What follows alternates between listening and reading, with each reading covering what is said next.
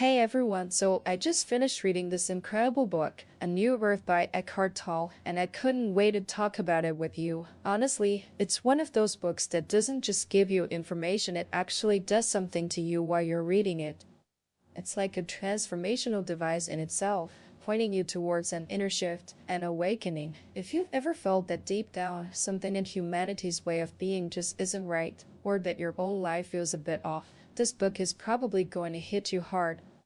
In the best possible way, Toll dives right into this idea that our normal state of mind as humans contains a strong element of dysfunction, almost like a collective mental illness. Ancient traditions hinted at this. Hinduism called it Maya, the veil of delusion. Buddhism spoke of dukkha, or suffering, and Christianity used the term original sin, meaning to miss the mark or live unscathelessly, causes suffering. We've achieved amazing things in art, science, and technology, right? But Toll argues that even this intelligence is tainted by madness. Just look at the 20th century: millions killed in wars, genocides, and the widespread destruction of our planet. This dysfunction isn't just continuing, it's intensifying.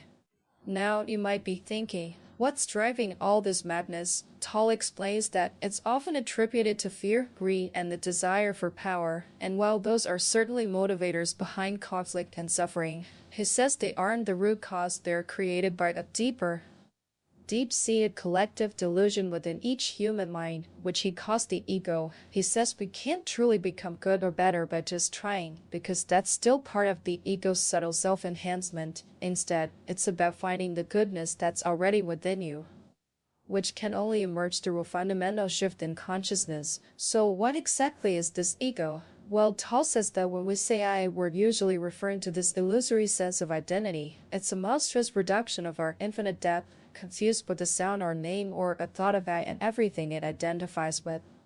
Think about a child crying because their toy broke. It's not the toy's intrinsic value, but the me that causes suffering, the unconscious compulsion to enhance identity through association with objects. As we grow, this I thought collects more identities: gender, possessions, body, nationality, religion, profession, roles like mother or father, accumulated knowledge, opinions, even past experiences. This whole mental construct, this bundle of thoughts held precariously together by a sense of self, that's the ego.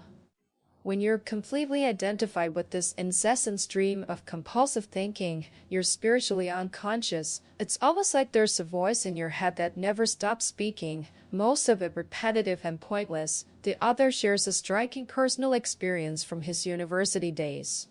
Seeing a woman talking to herself angrily on a subway, and then realizing with a shock, oh my god, I'm already like her. The only difference was that her predominant emotion was anger, his was anxiety, and she spoke aloud while he kept it in his head.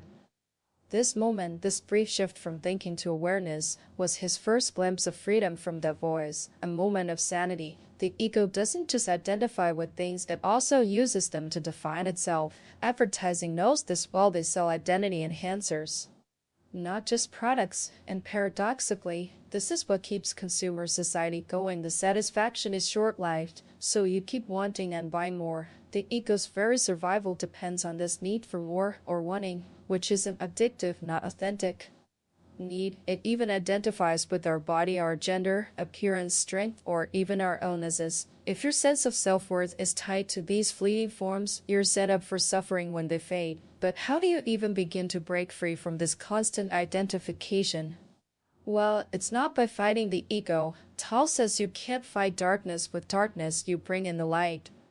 The light he's talking about is awareness or presence. The moment you recognize the ego in yourself, it's no longer the ego but just an old conditioned mind pattern. Awareness and ego simply can't coexist. Another huge part of this inherited dysfunction is something Toll calls the pain body.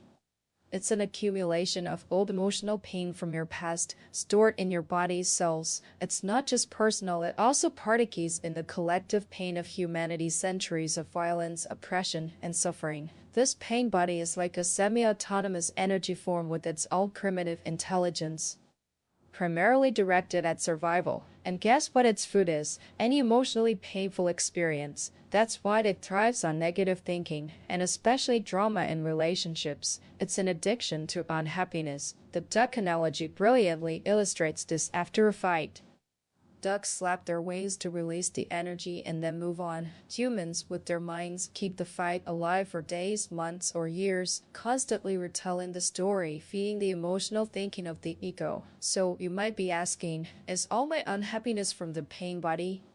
Not necessarily. Some unhappiness is new unhappiness, created when you're out of alignment with the present moment. When you deny the now, the pain body's unhappiness is usually an overreaction, disproportionate to the apparent cause. It's like looking at the present through the eyes of a heavily emotional past.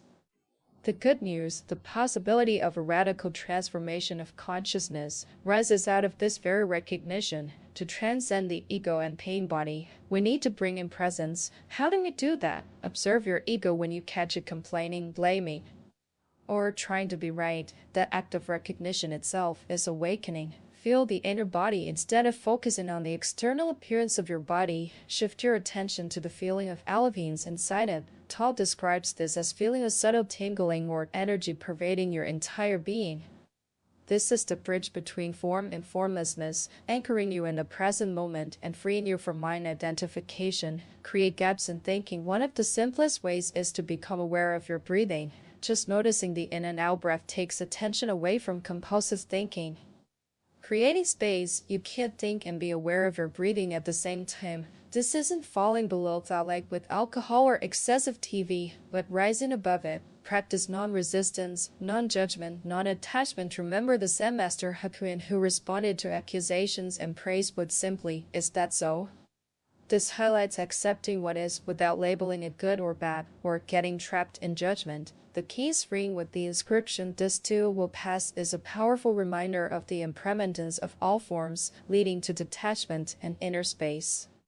Allow the diminishment of the ego when someone criticizes you. Instead of reacting or defending, do nothing. Allow the self-image to shrink. You'll find that nothing real is diminished. Instead, you expand into an inner space. So, what about our purpose in life? Tao says your life has an inner purpose and an outer purpose. The inner purpose, which is primary, is to awaken. It's as simple as that. Your outer purpose, which is secondary, is what you do. When your actions are aligned with your inner purpose, they become infused with spiritual power.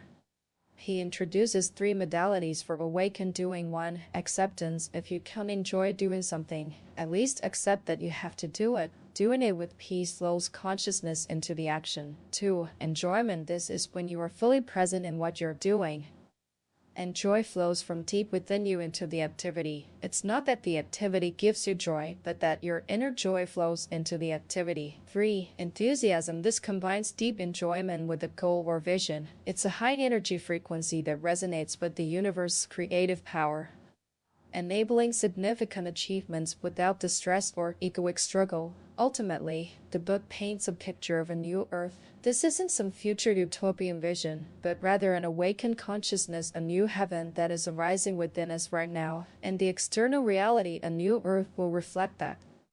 It means a new species is arising on the planet, and you are it. This means moving from living in unconscious oneness like nature to living in conscious oneness with the totality of life, expressing universal intelligence. This book deeply resonated with me because it offers a practical path beyond the constant inner turmoil that so many of us experience. It's not about becoming someone else, but about realizing who you already are underneath all the conditioning and false identities. The call to action is simple yet profound. Become aware, observe your thoughts and emotions, and choose presence over egoic reactivity. By doing so, you stop fueling the suffering and start living a life rooted in peace, joy, and the boundless potential of your true being. It's a journey, but the first step, that glimpse of awareness, is irreversible. It invites you to participate consciously in the unfolding of life, here and now. If any of this strikes a chord, I truly encourage you to pick up a new birth. It might just change your understanding of everything.